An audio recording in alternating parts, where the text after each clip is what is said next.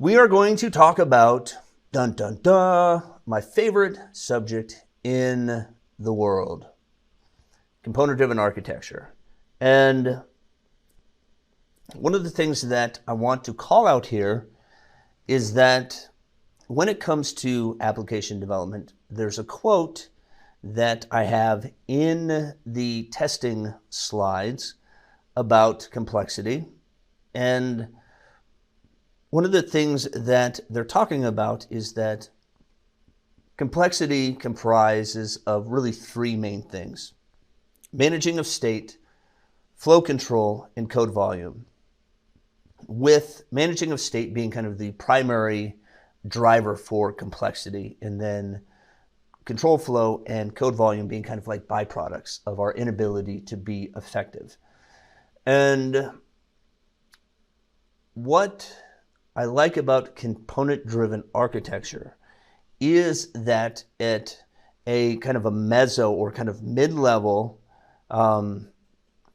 range, it allows us to manage complexity between components by managing state, flow control, and code volume. At a micro level, I believe that observable streams handle complexity very, very nicely in these really tight, small, encapsulated observable streams.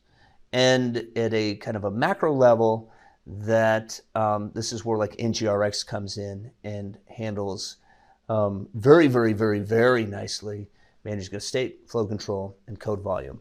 But you'll see here as I talk about this that within a microcosm, this is representative of an approach that is effective at a micro level, meso level, macro level, and even, I guess, universal level, if you will.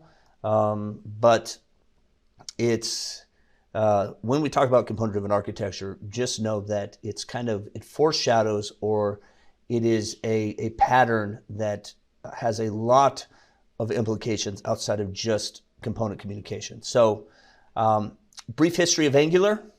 If you've ever watched any of my workshops, you've seen this. This is not new, but if you are new and you've never heard this, well, you're in for a treat. So, if you think back to I would say the second advent of JavaScript. So the very first kind of, I think, advent of JavaScript where people started to take it seriously was with jQuery. Then after that, then people realized there's some limitations, and people tried to build jQuery applications, which was very hard. It just didn't work very well. And then I believe kind of the second coming of JavaScript is within what I would say kind of the emergence of the first generation of modern web application frameworks. And one of them was AngularJS. And what really set this apart is that you were able to do some pretty impressive things very, very, very quickly and very easily.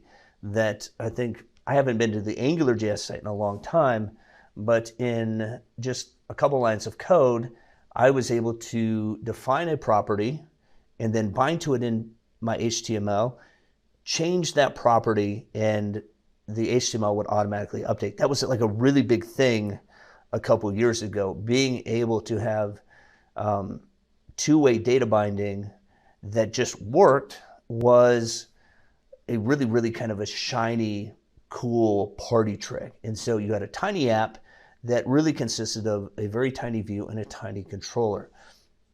Then, in my case, I decided I wanted to make money with this, possibly even move to Hollywood and make movies about this. And so my application started to grow with my aspirations. And eventually, I got the green light to do AngularJS for real, for money.